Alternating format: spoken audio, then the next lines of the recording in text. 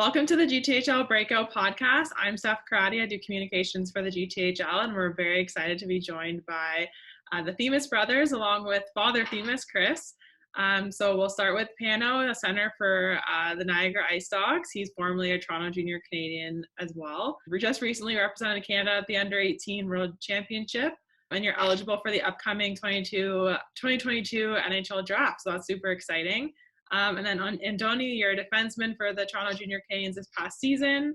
You're an OHL Cup silver medalist and recently went through a draft of your own in the OHL and was recently selected by the Kingston Frontenacs. And then between the two here, we have Chris, and keeping with the Father's Day theme this week, as Father's Day comes up, we have a dad joining us as well. So thanks so much, guys. Thanks for having us. Thank you. So I think with our introductions there, we definitely glazed over a very jam-packed 2021-2022 season. We'll start with Pano. So it's not even completely done for you yet. You have the NHL Draft coming up, but you had a great season with Niagara. You represented Canada, like we mentioned.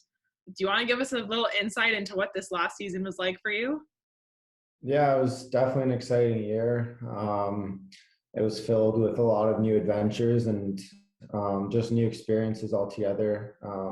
Leaving the GTHL, entering my first OHL season with a new team, new teammates, new coaches, all that fun stuff. And then went through the year and was fortunate enough to be selected for Team Canada at the Under-18s after my season came to an end. So I was fortunate enough again to head over to Germany and represent my country and play hockey. But it was definitely a fun-filled, exciting year for sure. So you have the NHL Draft coming up, like we've mentioned a couple of times. Is it just kind of steady as she goes? Are there nerves there? Excitement? How are you feeling? Yeah, there's definitely some excitement towards it.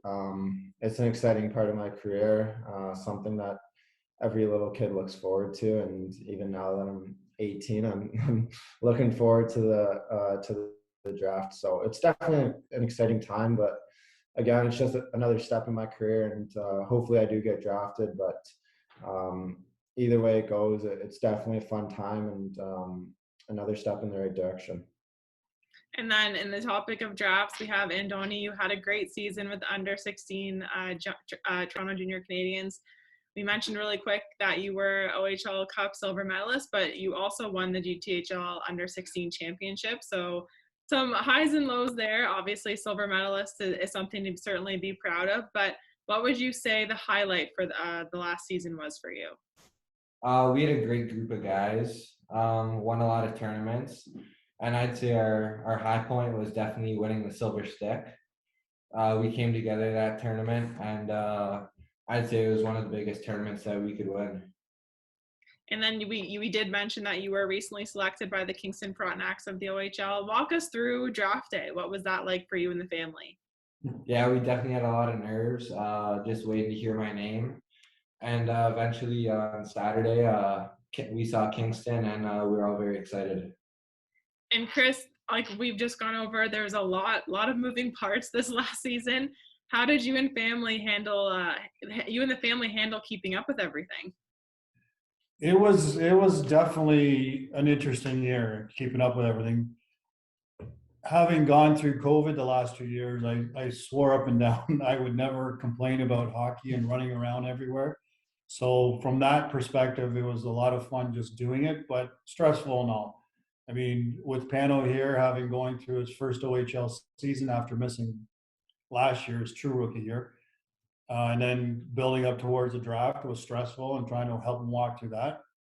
And Andoni just through his U16 year and heading into the OHL draft, there was a lot of nerves and a lot of stressful times. But along the ride, we definitely enjoyed a lot of it. Experiencing like Pano's first goal in the OHL, playing his first game, Andoni doing really well in his tournaments and during the year and scoring some big goals as well. So it was up and down. It went by in a flash, but it was really fun. And you kind of highlighted there, Pano had gone through certain experiences that Andoni was going through this year. Does it make it any easier when you've maybe gone through it once? Yes and no. I mean, you try and it's like having your second, like the firstborn child, you're always in there and taking pictures of every little moment. And then the second comes along and He'll be okay. And then you miss a few things here and there, but it doesn't make it any easier. I mean, they're both in their own individuals, and you go through the ride with them. And it has its trials and tribulations, but it was interesting to say the least, for sure. And, there were so many accomplishments this past season, which is definitely a little bit easier to celebrate as a family. But there was a tough moment maybe for Andoni where the Toronto Junior Canadiens fell just one win short of the OHL Cup championship. But certainly, like we said, the should hold their head high.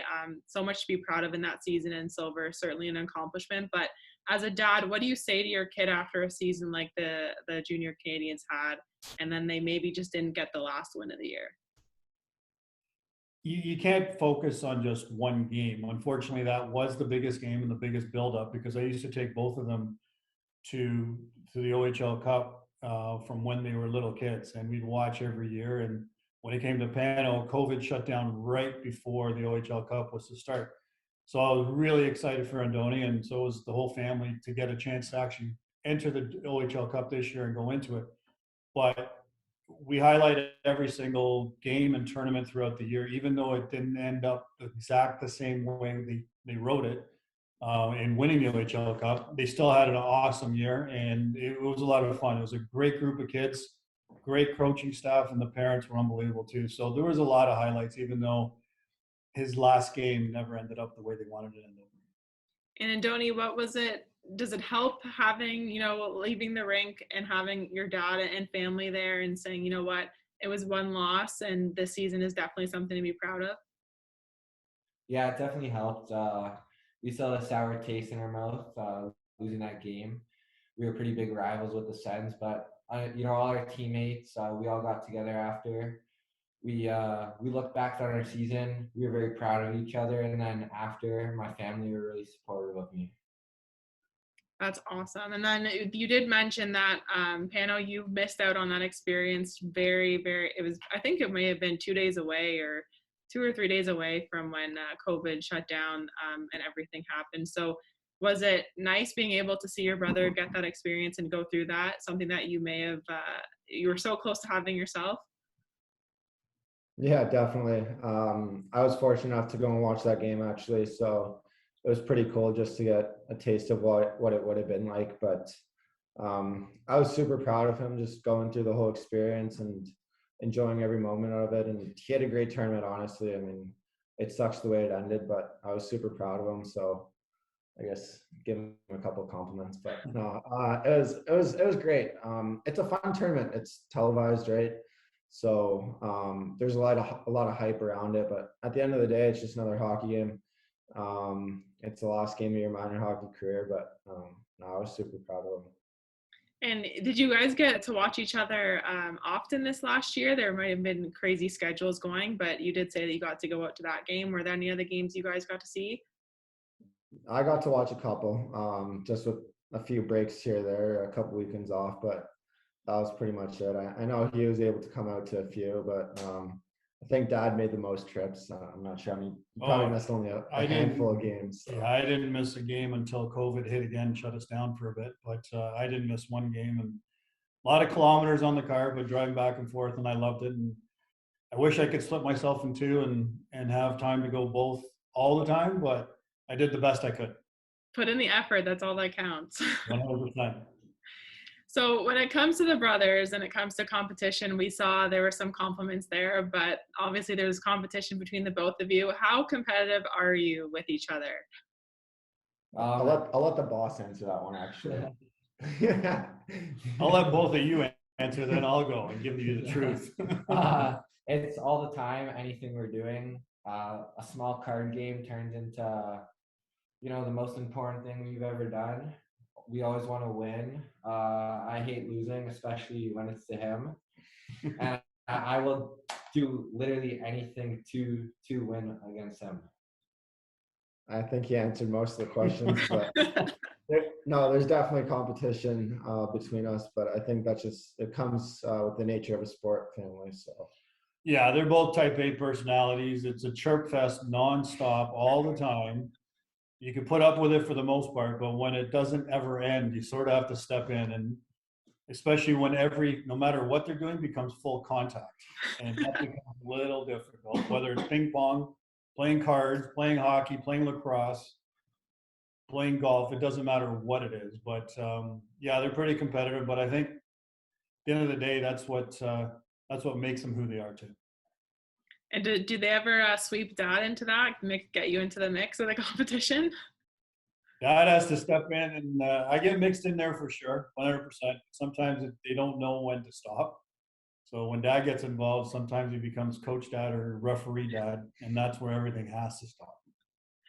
Well, and on that, is there any story that sticks out that you can share with us that, you know, is a highlight that can give us a little laugh from the memory bank?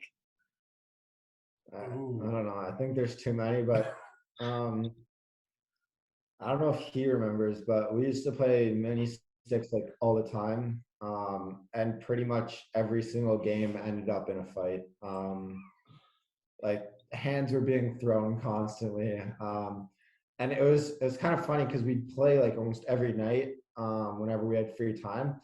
And it was like, okay, I'm going to win this game, right? And then he'd be like, no, I'm going to win. And then by the end of it, we already know what's going to happen. Like someone's going to end up fighting someone.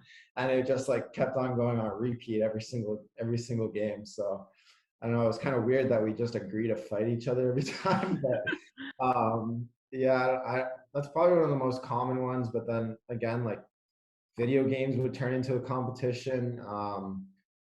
Who gets last touch sometimes, like some weird things, but there's just competition, everything. So if you were to bring up something that we were to do, there's probably a story behind every single one. But yeah. Andoni just wanted to get drafted into the OHL, as we all wanted him to as well. But one of his common things in his chirp to his brother was, if I don't get drafted by Niagara, that's okay. I'll be happy because then I get to play against you and drop the mitts. So I'm not so sure their mom's crazy about that, and I don't think she thinks they're serious. I know they are.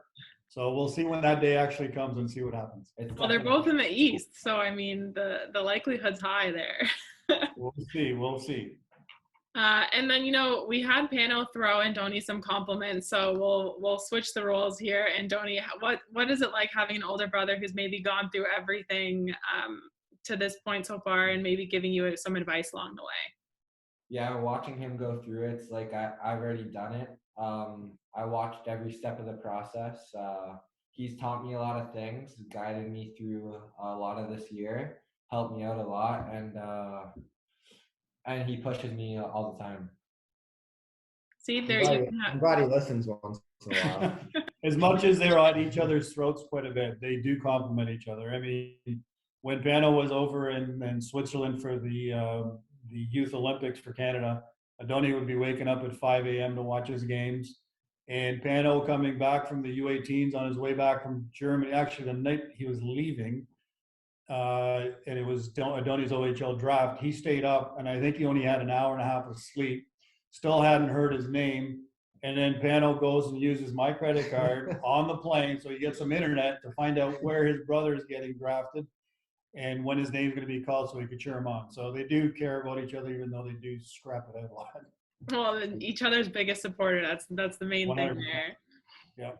So we're going to just switch to putting Dad in the spotlight here. So for our Father's Day theme, Pano and Andoni, how much of your success do you maybe credit to the guy in the middle? A lot of it. He's the one who introduced us both to hockey. He built the rink outside so we could start skating at 2-3 years old. He was both of our first coaches. He's taught us more about the game than a lot of coaches that we've had over the years, and he's one of the main reasons where we are today. Yeah, I think he covered most of it. Shouldn't hype him up too much because I don't know, might take it too seriously. But no, he's done a lot for us. So many sacrifices all throughout all the years, like all the money put towards the game, put towards us getting better. All the drives, the early mornings, the late nights, leaving work early to come watch us or drop us off at practice or games. And like he said, he missed maybe a handful of games this year, and that's including our Sudbury trips and North Bay and Kingston, and all those places, Peterborough. So he cares about us, we care about him, and I give a lot of credit to him. He teaches us the most on and off the ice. So yeah, a lot goes to him. Happy Father's Day, by the way. There's your gift, the nice, nice compliment. But does being that support pillar for them when you hear things like that, Chris, make it a little bit easier in the long run? 100%. I mean, listen, everything I do is for them, and it makes me proud and happy to know that they've become really good young men, and not just in hockey, in every aspect of life, in terms of hockey, sports, school, as generally good people. So yeah, it makes me proud that putting in all that sacrifice and time has resulted into fine young men, and my daughter. I don't want to leave her out of this, her as well. So yeah, it makes me proud. Well, and we'll just pillar that off to advice for kids in the game first today. So we'll start with you, Pano. Is there maybe we'll switch it to, is there one thing that you maybe wish you knew when you were younger and going through the game that you could tell yourself now? I don't know if it would be something that when I was younger, but honestly, looking back on it now, just enjoying every moment. Those away tournaments in the hotels, playing mini sticks, messing around with the guys. The hour of dad waiting for me to come out of the locker room after practice because we're just having a good time in the room. That kind of stuff, just enjoying every moment, because honestly it flies by. Eventually the game starts to become a business, and it's a job, right? So enjoy it when you can, while you can, while it's still just fun games. I mean, it still is, but eventually it gets a lot more serious, right? So just enjoying the game, have fun, go to the rink every day with a smile on your face, and just be happy to be playing the sport, and make great relationships along the way. The hockey community is a big one, yet small one at the same time, and you never know when you're going to need someone down the road, right? So just be a good person at all times, enjoy every moment of it, and have fun. And Andoni, anything to add on to that advice? Yeah, he said it pretty well, but if I had to say one thing, it'd be a sponge. You could never learn too much. All your coaches, teammates, anyone, everyone's trying to help you and advance your game. Oh, all excellent answers. And then I guess we'll go to Chris for messages for hockey parents. So is it maybe one thing you wish you knew before the whirlwind of OHL drafts and an upcoming NHL draft? If I had to say a couple of things here, I'd say what Pano said, and Andoni, I'm actually surprised he did listen to me all these years, but enjoy it. Just really enjoy it. It goes by so fast. I remember when they were young and we coached them, and with all the families and that, it was a lot of fun. One piece of advice, and I've always given parents if they've ever asked me, I never go just offer it, but try and get your kids into multi-sports. Don't just focus on hockey. It's unfortunate, but it's become 10 to 12 months a year, hockey. And it's just, you really don't want to just specialize in one sport, especially at a young age. Go try 2, 3, 4 different sports if you can. And the way they've created a lot of the sports now, you have to basically play 9 to 10 months, which it's not a good thing. But if you can, play multi-sports and don't push them. They're going to find their own way. Everyone seems to think if you push them. One message I always have for both of them: if you don't want to play hockey, that's fine. You're going to do something else, but you're not going to waste my time and money, because I'm not pushing you to do that. If you guys love it and you want to do it, go right ahead. But you're not going to sit home and just play video games and this and that. But as a parent, this advice was given to me, and I took it for the most part, but learn how to enjoy it. Just take a step back. Everyone seems to get too involved in thinking that it's to be all and end all every single game, every single shift. Just sit back. The kids will learn their way and they'll find their way, and all of them get to where they want to go on their own time. So that's basically all I would say on that. Oh, it's excellent advice. It's very easy to get swept up into maybe the bubble of hockey more often than not. So it's great advice for anyone listening, in all sports too. We're going to end off on a fun note, though, a little bit of a rapid fire. So, Chris, you're going to be in the hot seat. So I'm going to ask you a couple questions, and then you just got to say the name that you think it applies to most. Okay. All right. So the first one is, who's the best student? Whoa. Oh, is there wrong answers here? Yeah, there is actually. I'm going to go off the board and say my daughter. Oh, I like the answer. I'm going to go off because she's an awesome student. She's going to be valedictorian coming up. She's doing her speech in a couple of weeks. But at the same time, these two they're both amazing students. Their marks are in the 90s, and I'm super proud of them. They're both great students. Well, what's your daughter's name? Dimitra. Well, congratulations to her for being the valedictorian. That's an amazing accomplishment. Thank you. Thank you. We're proud of her. And the second one is the pickiest eater. Oh, Andoni, without hands down, I don't even have to think about it.